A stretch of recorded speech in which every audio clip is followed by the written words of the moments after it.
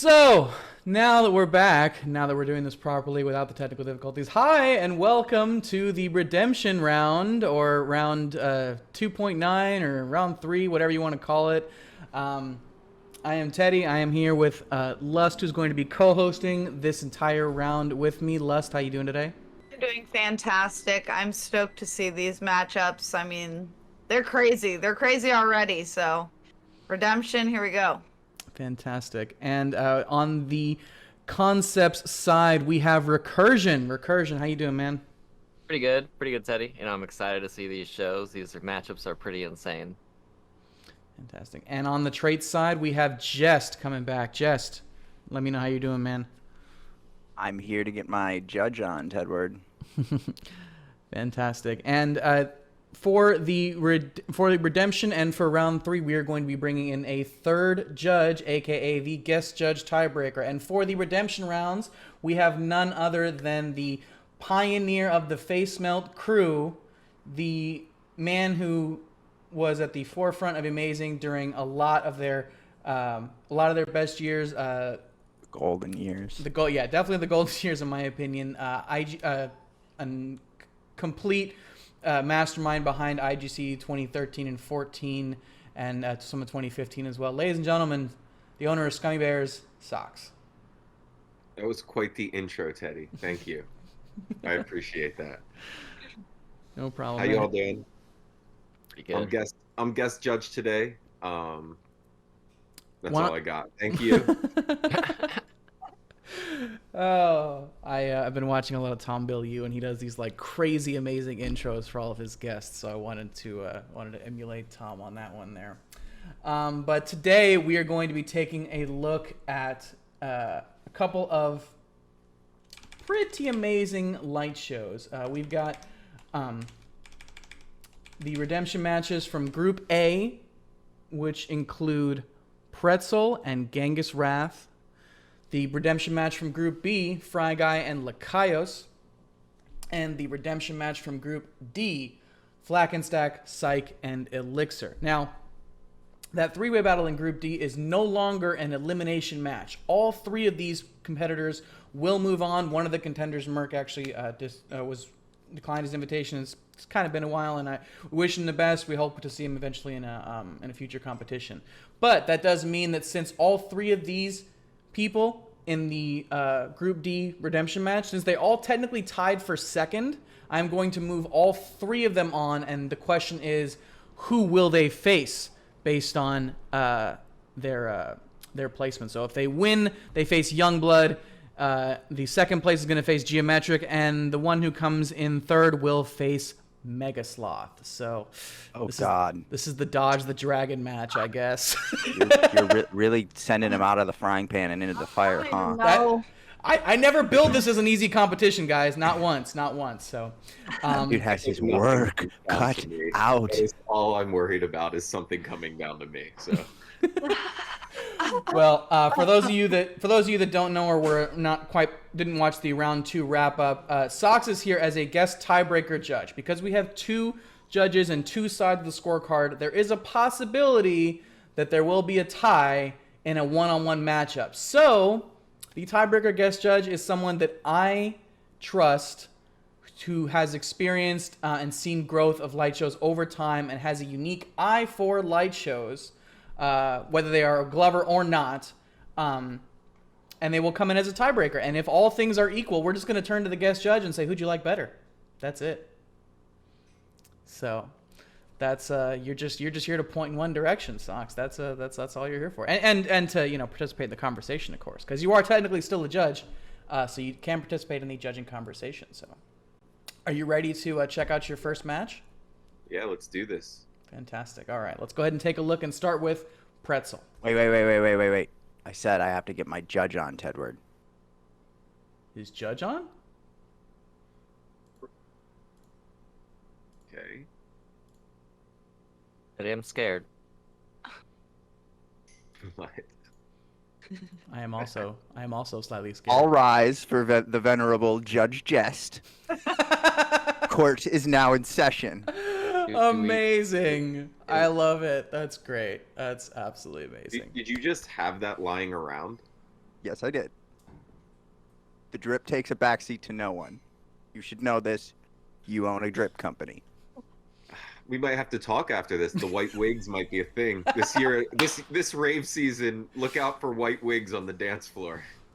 It is the Roaring Twenties, after all. Oh my god. Oh my god. All right, what have I done? I think it had anything to do with the last century. Well, anyway, let's go ahead and move on. Let's go ahead and get this thing started with Pretzel.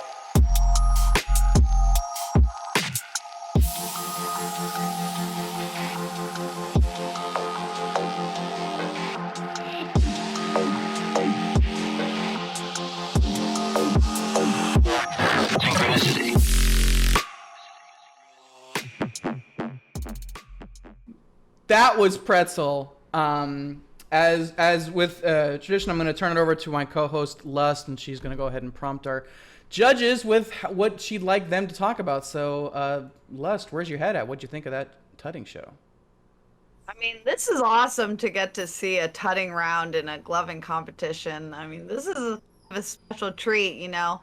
I think both of them have very different tutting styles compared to their gloving styles, so it's kind of cool to see this other side of both these glovers. I really enjoyed how Pretzel incorporated his thumb work and finger work too. Recursion kind of tell us about the complexity of that show. So I really enjoy seeing his tutting show because he does get into those micro tuts with his thumbs and his digits, and you see how he connects it all together within like the larger tuts. How there's like the 4-panel within you can play with your digit scales in there, and he does really good like remote work, trigger work, right, where you have distance between your hands and you have something triggering the other one to motion. Really good play manipulation as well, lined up with the music really nicely. That's more of Jess' side of it. Jess, what do you think of his musicality and how he lined up those boxes? Well, there's a couple of elements to musicality. Jess, hold on a that you have to second. focus on. Jess, Sure. before we hop into that, can we just talk about that intro for a second? Oh my The god, musicality of The that- intro. Well, how long was that intro? that was an 18-second. I honestly felt like I was sentenced to 25 to life making it through that intro. How was the musicality through the intro?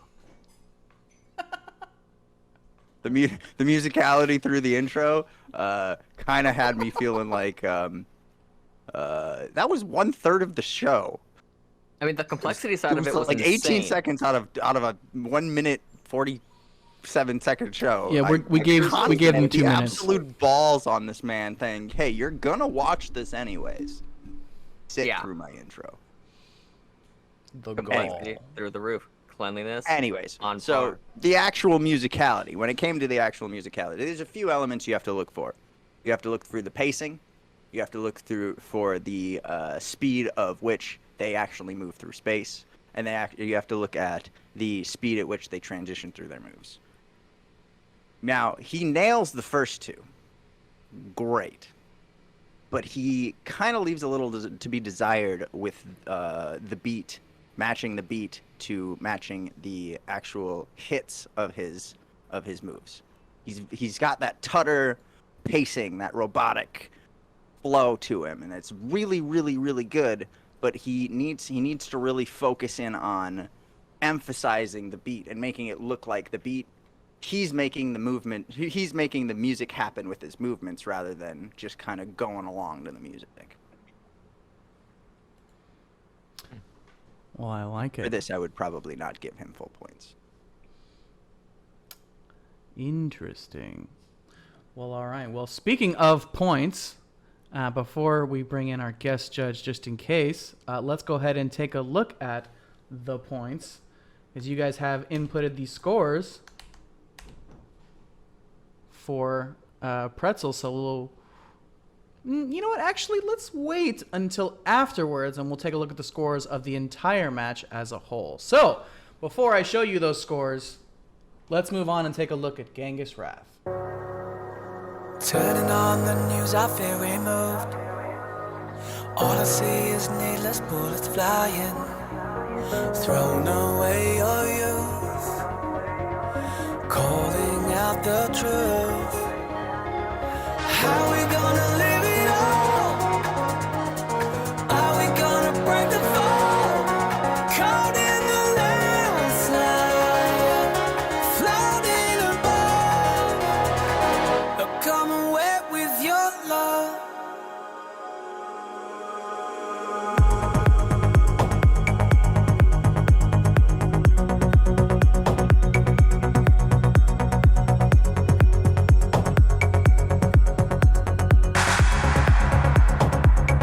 Come and wet with your love.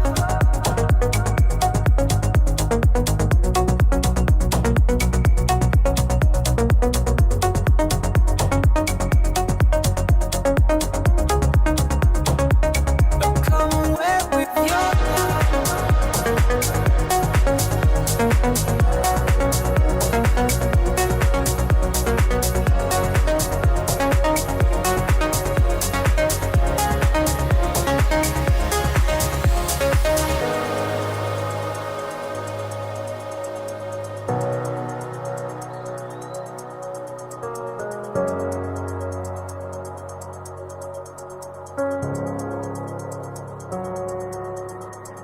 Turning on the news, I feel removed. All I see is endless people dying, thrown away your youth, calling out the truth. How we gonna live it up? So that was GHANGASRATH, ladies and gentlemen. So, Lust, take it away. I mean, I really enjoyed his use of space because I felt like he kind of implemented gloving perspective. You know, he got closer to the camera and farther away. Recursion, kind of tell us a little bit about that. Like, what do you look for, you know, for use of space in these kind of shows? Well, I mean, as far as it comes to use of space, I mean, misdirection and leading the eye is definitely one of the things I look for, along with how he was able to manipulate across X, Y, and Z. I mean, he was able to take a box that was in front of you, and just rotate, and there was another box right there he was playing with that you didn't see right away, but if you know tutting, you know it's always there. And that just displays his overall knowledge of the grid and how he's able to move across it. And then implementing liquid as well in the few moments that he could. That was really nice to see. Yeah, I agree. He also had a few moments where he kind of broke from tutting and etc. and just kind of like bounced with the music, you know. Jess, what do you feel about that? You know. See, I'm glad you asked because when I was talking about before in comparisons to Pretzel's video, these two individuals are opposite ends of the spectrum when it comes to how they perform the same types of concepts. And it's beautiful because Pretzel is your quintessential tutter who does the tutty pacing and robotic movements versus GHANGASRATH, who just danced. He danced through this video, which is what I, as a musicality judge, like to see, because he made it seem like he was making the beats happen. He was emphasizing the emotion of the music. And that scene where he passed the bouncing behind him, had me going, Yeah, I enjoyed liked that move. I That was a liked good move. quite a bit. Now, on the other hand, was his performance as crisp and tight and gritted? Now, on the other hand, was GHANGASRATH's performance as tight and gritted and precise as Pretzel's? No, it was not. So it's really, again, it's a give and take. Do you want to have more emotion and musicality and raw oomph in your light show, or do you want to be precise and pristine and perfect? I think the key Smack. is balance. I think the Balance. key is always Balance is the key. So let's get these scores in, and then I would like to hear from our guest judge on what he thought about these, both of these matches. But let's get these GHANGASRATH scores in first, and then I'll put the scores up. And as we discuss the winner, I'd like to hear from our guest judge as well, Mr. Socks. I'm here. You want to know right now? You want some thoughts? In a few seconds, as soon as I have one more score in. I feel like I should be wearing the judge outfit because, like,